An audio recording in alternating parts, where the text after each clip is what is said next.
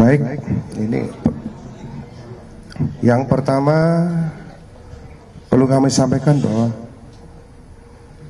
korban meninggal karena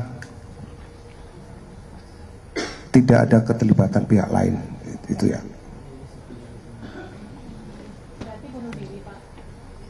Tidak ada keterlibatan pihak lain. Ya. Kemudian yang kedua, kami sampai saat ini belum menemukan peristiwa pidana.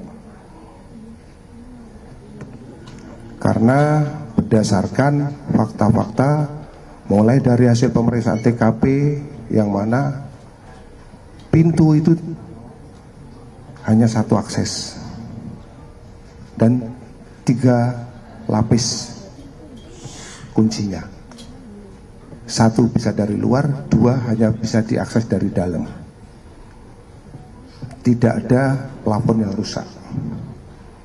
Kemudian dari hasil pemeriksaan puslapor dan pemeriksaan dari pusident, sidik jari dan DNA yang ada di lakban adalah milik korban. Ini menunjukkan bahwa atau mengindikasikan tidak ada keterlibatan pihak lain. Kemudian yang berikutnya,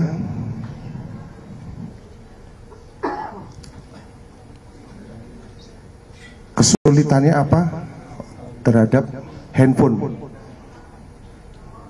Perlu kami sampaikan bahwa handphone ini terakhir off berada di Grand Indonesia. Ya, kalau namanya handphone off, kita juga ya susah untuk melacaknya. Kemudian yang lain mungkin nanti bisa dijelaskan oleh dari Pak Apsifor. Kami persilakan. Sementara kami tetap akan menerima masukan apabila ada informasi, kami tetap akan tampung. Ya, sementara belum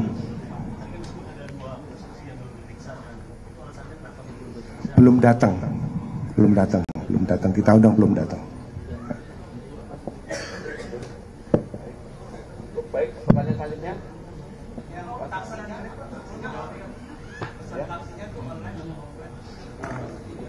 Kalau taksinya yang ada, ya, taksi di situ kan pakai tangan, bukan pakai aplikasi, karena itu depan mall. Jadi pakai tangan, mas. Gitu. Ya, silakan, Mas. Ya.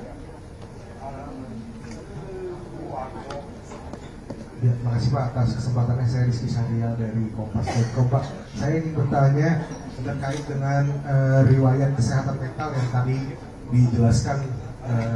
Di sini kan ada banyak sekali riwayat kesehatan mental yang negatif. Artinya dari tahun 2013 itu kan sudah berpikiran yang aneh-aneh gitu.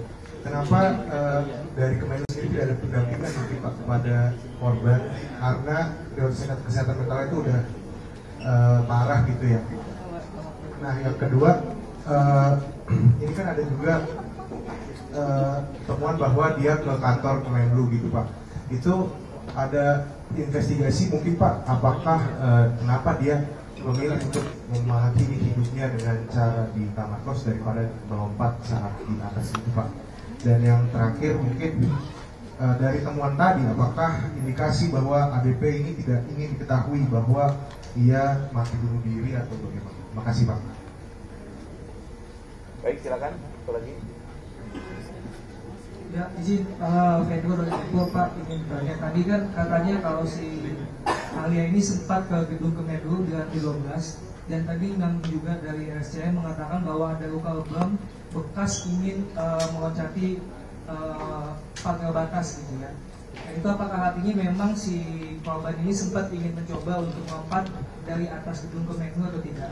Dan yang kedua, mengapa dari kepolisian belum ingin mengatakan bahwa ini adalah kasus bunuh diri? Apa alasannya?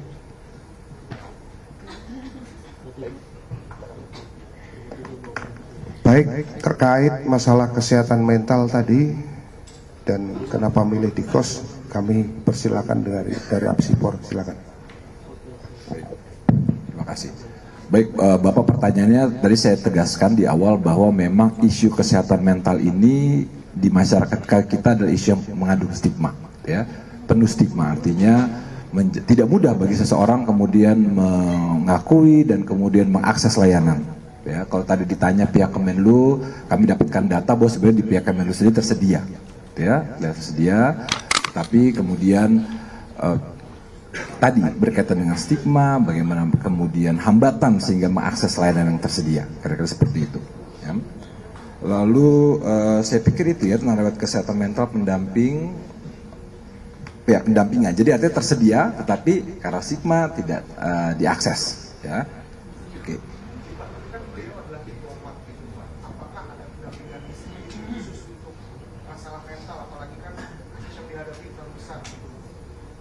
Ya, mungkin lebih jelasnya Bapak bisa tanyakan ke pihak Kemenlu mengenai hal tersebut, tetapi kami mendapatkan data bahwa sebenarnya tersedia hal tersebut. Ya. Oke. Terus lagi tadi ya, Mbak ya. Oh. Yang mana? Yang mana? Kenapa di lantai 12? Oke, baik. Yang di lantai 12 memakan waktu sekitar 1 jam 26 menit. Perlu kami sampaikan bahwa di sana ada beberapa event kegiatan yang terekam di CCTV dan itu sudah dilakukan pemeriksaan oleh lab digital. Ada saat-saat daripada korban mencoba menaikkan badannya lebih tinggi dari pagar. Jadi perlu kami jelaskan, pagarnya di sana tingginya adalah 150 cm. Percobaan pertama sampai sebatas ketiak, jadi di sudut sebelah sini. Sedangkan yang percobaan kedua, kami ulangi, yang di percobaan pertama di sudut sebelah kiri, di mana korban sampai di batas ini ya.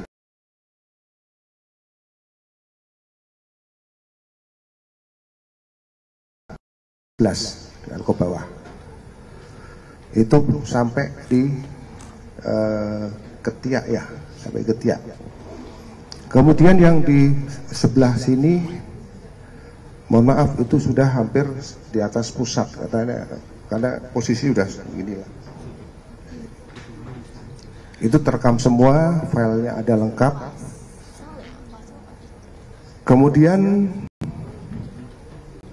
yang kedua tadi,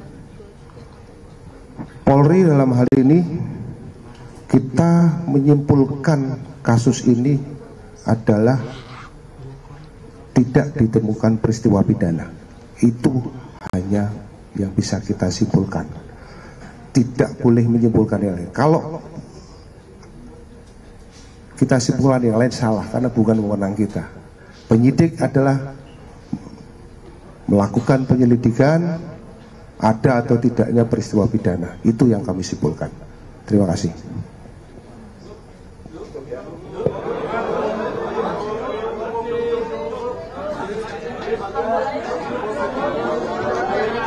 Ya Mbak, silakan Mbak.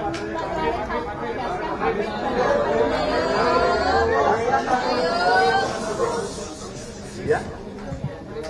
Ngomong aja yang terkecil. HP yang berada di Grand Indonesia, apakah nantinya akan dicari lagi karena kasusnya masih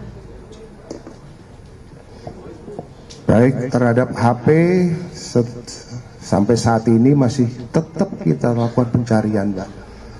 Artinya ini merupakan salah satu petunjuk. Bila kita temukan tetap akan kita jadikan petunjuk untuk kita lakukan nanti pendalaman lebih lanjut. Ya. Terima kasih.